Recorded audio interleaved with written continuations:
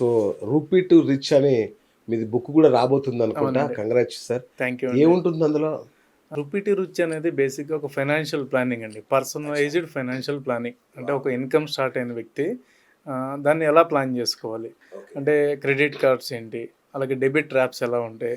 Real estate మీద మన view point ఏంటి? మ్యూచువల్ ఫండ్స్ ఎలా సేవ్ చేసుకోవాలి? అసలు మార్కెట్స్ ఏంటి? డైమండ్స్ గురించి అలాగే ఒక 21 చాప్టర్స్ మనం రాసామండి. చాప్టర్ వైస్ మనం దాన్ని ఎక్స్‌ప్లెయిన్ చేసాం. అంటే మన ఎక్స్‌పీరియన్స్‌లో నుండి మన పాయింట్ ఆఫ్ వ్యూలో నుండి అది రాసాం. All the best. Thank you అండి. నిజంగా అంటే అందరికీ ఉపయోగపడే ఒక యెస్. గైడ్ లాంటి బుక్ అది. అవునండి. ఎప్పుడు రిలీజ్ అవుతుంది సార్? ఈ మంత్ అమెజాన్‌లో ఆల్రెడీ అవైలబుల్ ఉందండి. అచ్చా! Oh! Yes. Super. Yes. Super. Physical copies ఒక 1 వీక్‌లో సో వచ్చేస్తాయి. అందరికిలో ఫస్ట్ ఉండే ప్రశ్న. స్టాక్ మార్కెట్‌లో 90% మంది అసలు డబ్బులు ఎందుకు కోల్పోతారు? నాకు గూడా అదే భయం ఉంది. అందరికీ అదే భయం ఉంది. దీనికి మీరు ఆన్సర్ చెప్పండి. స్టాక్ మార్కెట్ అనంగానే ఫస్ట్ మనకు గుర్తొచ్చేది ఇక్కడ డబ్బులు ఈజీగా వచ్చేస్తాయండి. అంటే యెస్. ఎరేసి సొరను పట్టేద్దామని. ఎగ్జాక్ట్‌లీ.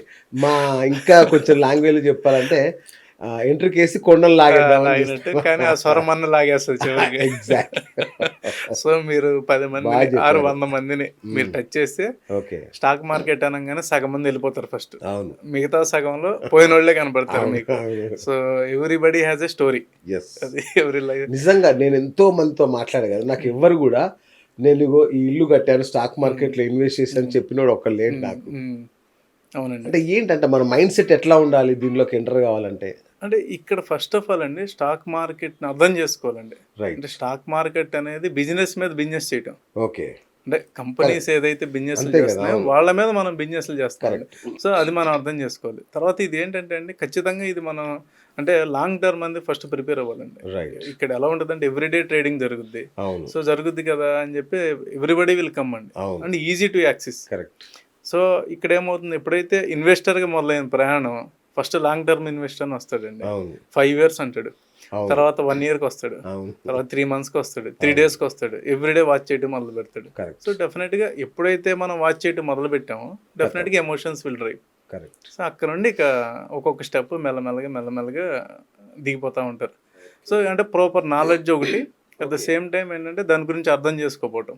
ఓకే. ఈ 2 కూడా ఎక్కువ మంది లాస్ అవుతారండి. అంటే ఓకే. క్లారిటీ లేకపోవటం. కరెక్ట్. కరెక్ట్. అసలు మార్కెట్ అంటే ఏంటి? మార్కెట్‌లో మనం చేయాల్సిన ఏంటి? చేయకూడనివి ఏంటి? ఏంటి? ఇది క్లారిటీ ఉండదండి చాలా మందికి. ఓకే. సో యాక్సిస్ ఉంది కదా అని అన్నీ మనం చేయొచ్చు అనుకుంటారు. అది. అలా చేయడానికి ఉండదండి. So okay. అక్కడే ఎక్కువ మంది నష్టపోతారండి. ట్రేడింగ్ అండ్ ఇన్వెస్టింగ్ 2 ఉంటాయి. ట్రేడింగ్ అవును. Versus investing. అవునండి. ఇప్పుడు నాలాంటి కొత్త వాళ్ళు మార్కెట్‌లోకి ఎంటర్ కావాలి అంటే మ్మ్. మీరు దేని మీద దృష్టి పెట్టాలి? ఖచ్చితంగా ఇన్వెస్ట్‌మెంటేనండి. అచ్చా! ఖచ్చితంగా ఇన్వెస్ట్‌మెంట్. ఎందుకంటే ఇన్వెస్ట్‌మెంట్ జర్నీ మనం స్టార్ట్ చేసినప్పుడు మనకు markets, stocks, stock movements, results, economy effects ఇవన్నీ మనకు అర్థమవుతాయండి. ఓకే. అర్థమైనాక అప్పుడు మనం మార్కెట్ మీద ఒక అవగాహన వస్తుంది మనకి. కరెక్ట్. ఆ తర్వాత మనం ట్రేడ్ చేయగలమా లేదా? అసలు ఓకే. ట్రేడింగ్ అనేది మనకు సూట్ అవుద్దా లేదా? ఓకే. ఎందుకంటే ట్రేడింగ్ ఈజ్ టెక్నికల్ థింగ్స్ ఎంత ఇంపార్టెంటో దాన్ని మించి సైకాలజీ ఉంటదండి. ఓకే. కొన్ని కోట్ల మంది ట్రేడ్ చేస్తారు. ఎగ్జాక్ట్‌లీ. ఒకే టైంలో కొన్ని లక్షల మంది ట్రేడ్ చేస్తారు. అవును. బై చేసేవాళ్ళు రైట్ అని బై చేస్తాడు. అవును. సెల్ చేసేవాడు నాది రైట్ అనే సెల్ చేస్తాడు. అవును. మరి ఇద్దరిలో ఎవరిది రైట్?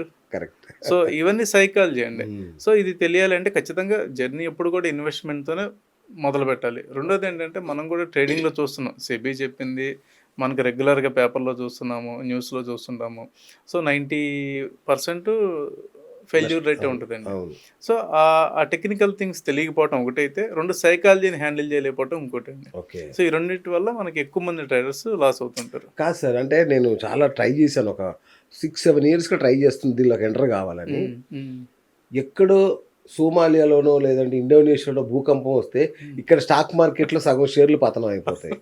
ఎక్కడో ఇరాక్‌లో ఆయిల్ బావిలో పేలుడు జరిగిందనుకోని ఇక్కడ చమురు ధరలు పెరుగుతాయి. అది పెరుగుతా ఉంటాయి. ఇంత సమాచారం ఎలా పట్టుకోమంటారు సార్ మమ్మల్ని? దీన్ని ఎలా సాధ్యం ఇది? అంటే ఇప్పుడు సపోజ్ మనకి ఉక్రెయిన్ రష్యా వార్ అయిందండి. నైట్ డిక్లేర్ చేస్తే తెల్లారికి మన ఇండియాలో బియ్యం పెరగవు, ఇంటి రెంట్లు పెరగవు, ఏమీ పెరగవు. కానీ స్టాక్ మార్కెట్ 9 రియాక్ట్ అవుద్ది. ఎగ్జాక్ట్‌లీ. సో ఆ న్యూస్‌ని మనం ఎలా తీసుకోవాలి అనేది కూడా ఇక్కడ ఇంపార్టెంట్ అండి. సో ఎందుకంటే ఇది మార్కెట్ అనేది డిఫరెంట్ సెక్టార్ ఉన్న కంపెనీస్, డిఫరెంట్ ఎక్స్‌పోర్ట్స్ ఉన్న కంపెనీస్ ఇవన్నీ కూడా లిస్ట్ అయి ఉంటాయి. సో అది దేనికి మనకి ఇంపాక్ట్ అవుతుంది న్యూస్. ఇప్పుడు సపోజ్ క్రూడ్ ఆయిల్ ఇంపాక్ట్ అవుతుందండి. మనం క్రూడ్ ఆయిల్ మేజర్ ఇంపోర్టర్ కదండి. సో క్రూడ్ ఆయిల్ పెరుగుతుంది అంటే ఎక్కడెక్కడ ఇంపాక్ట్ జరుగుతుంది అనేది మనకు ఒక అనాలిసిస్ ఉండాలండి. అనాలిసిస్ లేకుండా మనం వెళ్తే దెబ్బతింటాం. అంటే సార్ సముద్రంలో పైప్ లైన్ పగిలిపోతే నాకు ఎలా తెలుస్తుంది సార్? అది నా బాధ. ఎక్కడో సముద్రంలో పైప్ లైన్ పగిలిపోతే తెల్లారి స్టాక్లన్నీ పడిపోతాయి. ఇది నేను ఎలా కనుక్కోమంటా? అంటే ఒకటండి, ఇప్పుడు ఒక ఇన్సిడెంట్ జరిగినప్పుడు అది సెక్టర్ మీద ఇంపాక్ట్ చేస్తుందా, ఎంటైర్ మార్కెట్ మీద ఇంపాక్ట్ చేస్తుందా అనేది మనం అసెస్ చేయగలగాలండి. ఇప్పుడు క్రూడ్ ఆయిల్ ఉంది, క్రూడ్ ఆయిల్ డాలర్స్ అంటే క్రూడ్ ఆయిల్ బ్యారెల్ పెరిగితే మనకేంటి ఇంపాక్ట్? క్రూడ్ ఆయిల్ నుండి తీసేటువంటి బై ప్రొడక్ట్స్ అన్నీ కూడా ఇంపాక్ట్ అవుతాయి.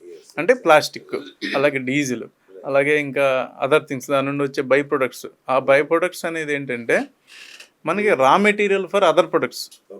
సో అంత బిజినెస్ అనాలిసిస్ మనకు తెలిసి ఉండాలండి. లేకపోతే ఏంటంటే అదేదో గ్యాంబ్లింగ్ లా నా కనిపిస్తుంది. లైఫ్లో నేను విన్న ఒకే ఒక్క పాజిటివ్ వార్త ఏంటంటే విశ్వేశ్వరరెడ్డి గారు రిచెస్ట్ పర్సన్ యాక్చువల్గా మన ఎంపీలలో రిచెస్ట్ ఆయన.